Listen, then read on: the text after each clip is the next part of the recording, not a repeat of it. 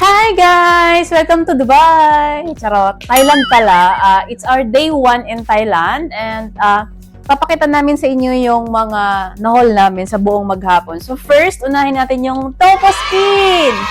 So sa mga hindi nakakaalam, yung Topo Skincare ay isang tindahan dito sa Bangkok kung saan makikita yung iba't ibang klase ng skincare, mapa-deo, lotion, mapa-serum, mapa-soap, andito lahat at sobrang murang-mura yung makukuha.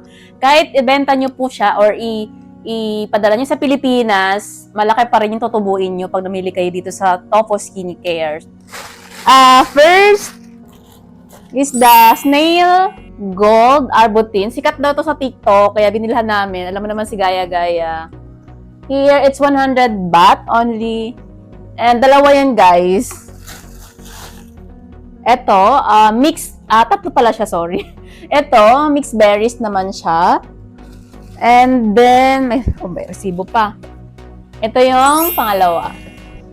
So, yung isa kasi dyan, ipapasalubong ko.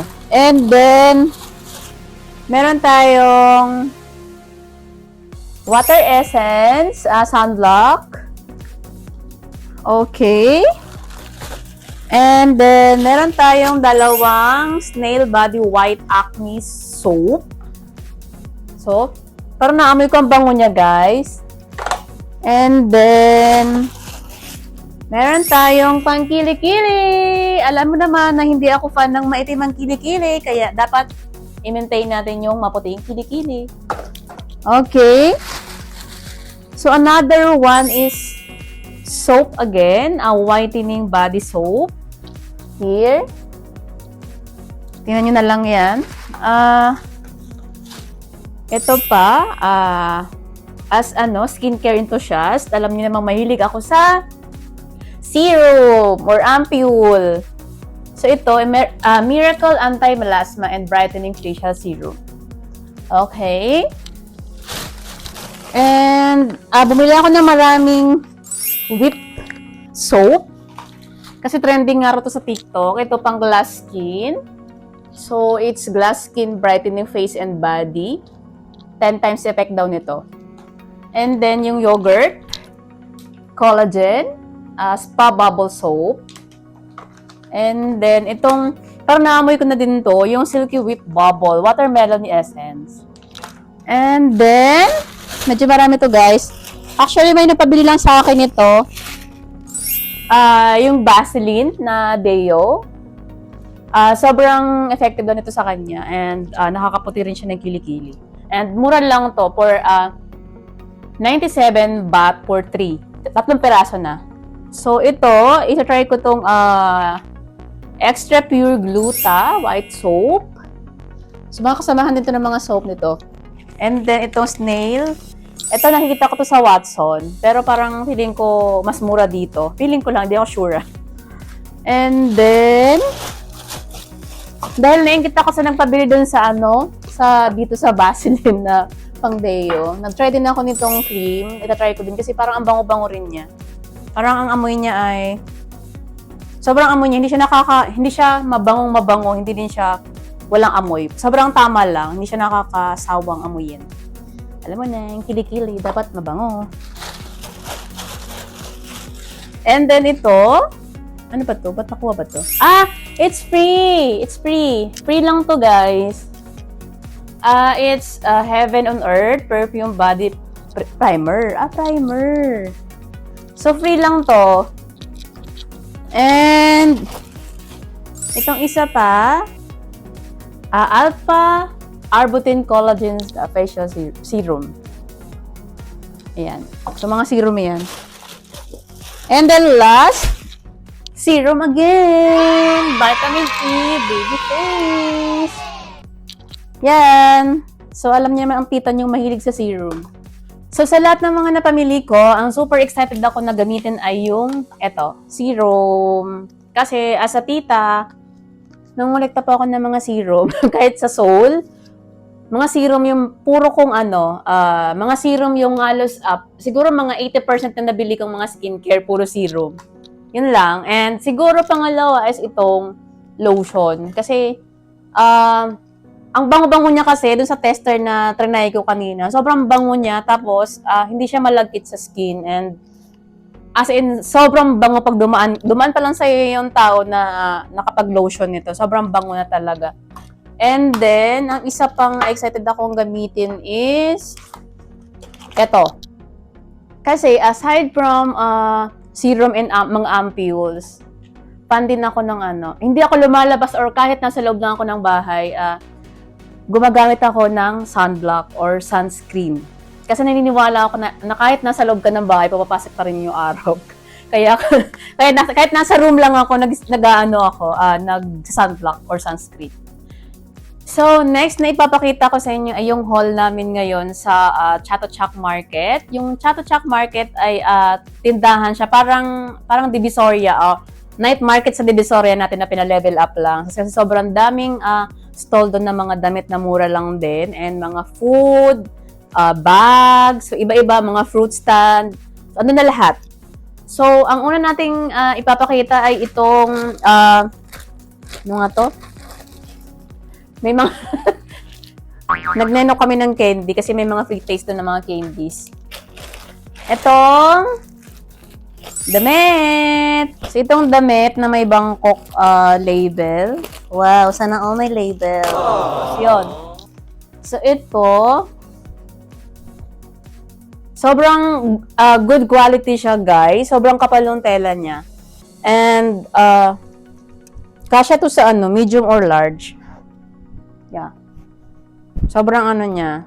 Parang, sobrang good quality niya.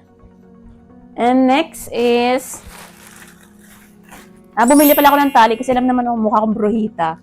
So, yan, for 29 baht only. Yan. And, bumili rin ako ng ref magnet. Alam mo naman kung saan ako mapupunta. Bumibili ako ng magnet. Kasi pinupuno ko yung ref ko. Okay, so itong next ay palda. Sobrang ganda niya, sobrang lambot niya.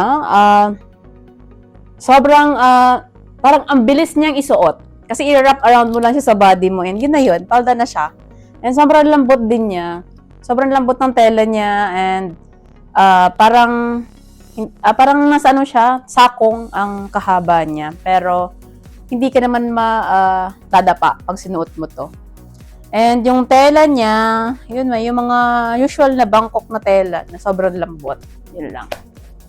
And then itong pants, same tela siya, same price. Pero pants siya. Gusto ko kasi siya kasi pag natutulog, ayan, malikot kasi ako matulog. Kaya pants ang binili kong isa. And next naman, last na to. And excited na akong ipakita sa inyo. Kasi nung hindi pa ako nakakarating ng Bangkok, sabi ko, titignan ko yung kanilang durian.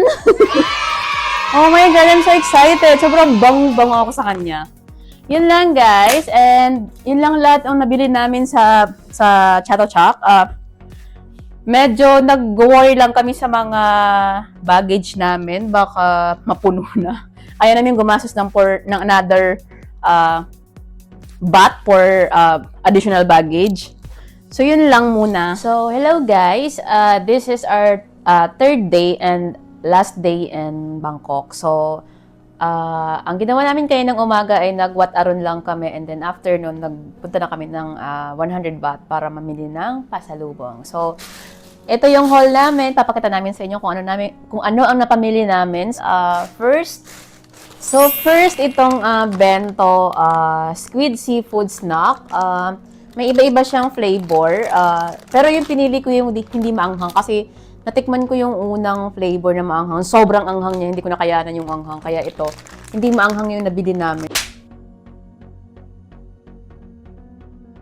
So, para siyang pusit na pre-process, tapos ginawang ganyan. Parang strips. So, good snack siya pag wala kang ginagawa at nanonood ka ng TV. So, bumili ako ng mga 6. It's around 59 each. Yeah. And next is this fish skin salted egg. Natikman ko yung salmon skin nito, salted egg flavor, kaya tinikman ko din tong ibang variety. So, it's around, I think, 79 baht. And next is this, dilis siya. So, 100 baht to guys. Hindi siya maanghang. So, seafood snack din siya. Dilis. And sunod na binili namin ay itong pig roll. Seaweed siya. Masarap din siyang pang snack. So, parang lang siya, 59. 59 tong isang balot lang to. At may laman siyang, I think, 2, 3, 6, 9, 12 pieces. And then, dahil gusto namin ng tsaa, nagustuhan namin yung Thailand milk tea, pumili kami nito. Instant milk tea. Yan. So, mga din to, I think 57 to, no? 57. 57 each. And, pasalubong sa office, this one, passion fruit, ano to guys, 100 baht. Isang bag lang, kasi medyo marami naman siyang laman. And ito, sa mga kids, candies din siya, 100 baht din siya, milk soft candy. Mixed flavor na siya, so iba-iba yung nasa loob niya. Medyo marami na rin siya, so good for pasalubong din to.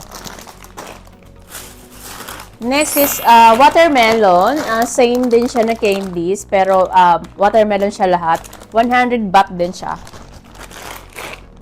And then, dalawa pala yung nabili ko nito. So, dalawang binili ko nito kasi ang sabi ko kakainin namin sa airport habang pauwi. And then, itong almonds, chocolate, pampasalubong sa mga kids. Ano din to? 100 baht din. And last is may pasalubong for my boss. Ito. Thai tea. So, parang siya, parang nilalaga ata siya. So, yun lang guys. Yung pamili namin lahat ng to sa 100 baht ay total siya ng 940 baht. So, follow for my next adventure. I love you!